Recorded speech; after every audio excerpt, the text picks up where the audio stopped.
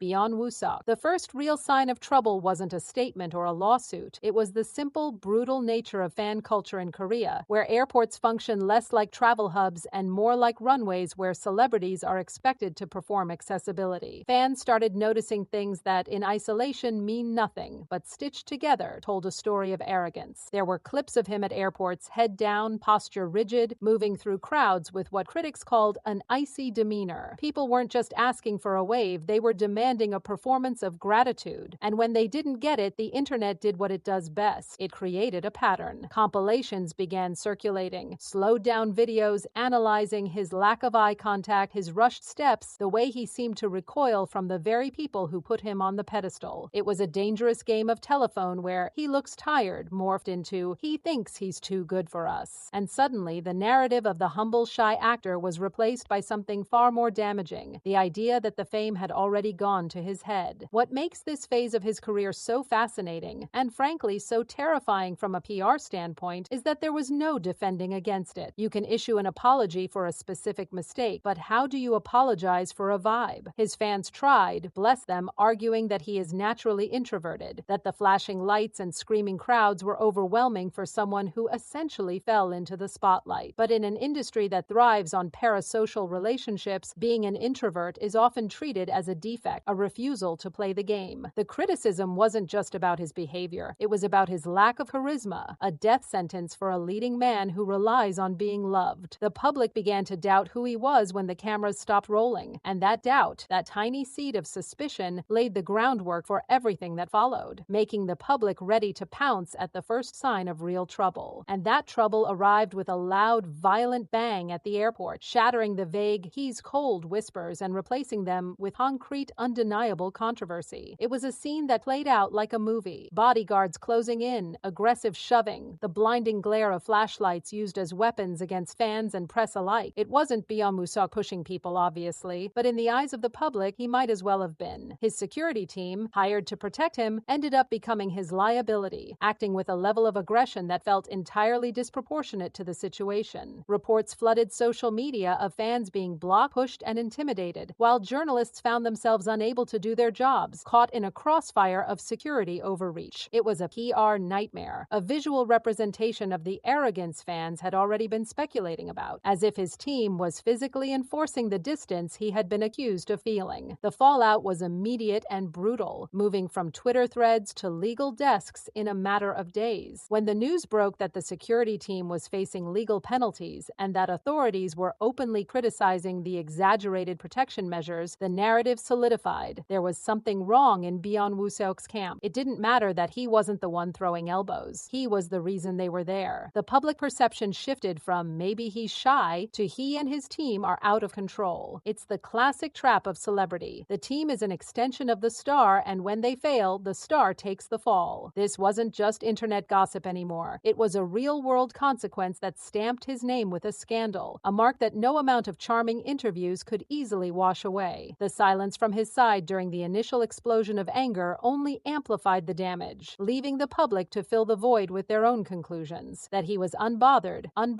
and untouchable. Just when you'd think the dust might settle, the conversation pivoted from who he is as a person to whether he actually deserves the spot he's standing in, a debate that cuts much deeper than personality quirks. With new projects on the horizon, the discourse around his acting ability began to sour, fueled by the existing negative sentiment. It's funny how that works. Once the public decides they don't like you, suddenly your acting isn't as good as they thought it was. Critics and netizens alike started picking apart his performances, labeling his style emotionless, limited, and generic. The very stoicism that defined his visual appeal was now being framed as a lack of skill, a wooden inability to convey the depth required of a lead actor. It was a direct attack on his livelihood, suggesting that his rise was fueled more by visual aesthetics and aggressive marketing than by any tangible talent. This kind of criticism is insidious because it's nearly impossible to disprove without a career-defining role, and it creates a suffocating pressure. Every new scene became a test he was set up to fail, with viewers waiting for a misstep, analyzing tears or shouts with a cruelty reserved only for those who have been deemed overrated. Comparisons to other actors of his generation started flying, with commenters arguing that while others were honing their craft, Byeon Woo-seok was simply posing. It paints a picture of an industry that chews people up. The same looks that got him in the door became the evidence used against him, a superficial trap that he couldn't escape. He was no longer trying to impress. He was fighting to prove he belonged, a defensive posture that rarely yields great art. The doubt had seeped into the very foundation of his career, turning his resume into a battleground. Amidst this professional battering, the gossip columns inevitably turned to his personal life, a standard move when a star's professional image is wobbling. But here, too, Byeon Woo-seok presented an enigma that only fueled the fire. In an industry where dating scandals can make or break a career, his silence was deafening. There were no confirmed relationships, no public outings with a secret lover, just a void of information that the internet rushed to fill. Fans, desperate for connection or perhaps looking for a distraction, began dissecting his chemistry with co-stars, frame by frame. Long glances on set, unscripted laughter during interviews, these were clipped, edited, and spun into theories about secret romances. It's the standard shipping culture, but in his case, it took on a sharper edge. Was his privacy a sign of respect, or was he hiding something? Was the mystery a marketing strategy or a refusal to engage? The rumors, particularly those linking him to popular co-stars from his hit dramas, created a strange dynamic where his love life was neither a scandal nor a non-issue. It was a gray area that kept him perpetually in the headlines for reasons he couldn't control. By refusing to confirm or deny, he maintained a professional distance that, given the cold accusations, only reinforced the idea that he keeps people at arm's length. It's a double bind. If he speaks, he risks alienating fans. If he stays silent, he lets the rumors define him. This oscillation between professional scrutiny and personal speculation kept the pot boiling, ensuring that Byeon Woo-seok remained a topic of conversation, but rarely for the right reasons. Now all of this, the attitude accusations, the security scandal, the acting critiques, the dating whispers, converges on a single, terrifyingly high-stakes project, his upcoming drama with IU. There is no bigger stage in the Korean entertainment industry right now than acting alongside IU. She is the gold standard, a veteran who commands respect, and this project isn't just another job for Byeon Woo-seok, it is an inquisition. The entire industry is watching, not to see if he will succeed, but to see if he will fail. It is the ultimate test of legitimacy. If he can hold his own opposite an actress of that caliber, if he can deliver a performance that bleeds emotion and silences the wooden acting critiques, then the narrative flips. The scandals become footnotes, the arrogance accusations fade into the background of a respected artist. He goes from a controversial visual to a serious actor. But the flip side is much darker. If the chemistry falls flat, or if his performance looks hollow next to IU's nuance, the backlash won't just be a bad review. It will be a confirmation of every doubt that has been brewing for months. It will validate the haters who claimed he was all hype, it will embolden the critics who said he lacked the skill, and it will cement the image of a star who flew too close to the sun without the talent to back it up. It's a brutal reality. But the outcome of this one drama likely determines the entire trajectory of his next decade. He is standing on a cliff edge, and the public is waiting to see if he builds a bridge or takes the fall. The story isn't over, but the time for excuses is gone. Now, it's purely about what we see on screen.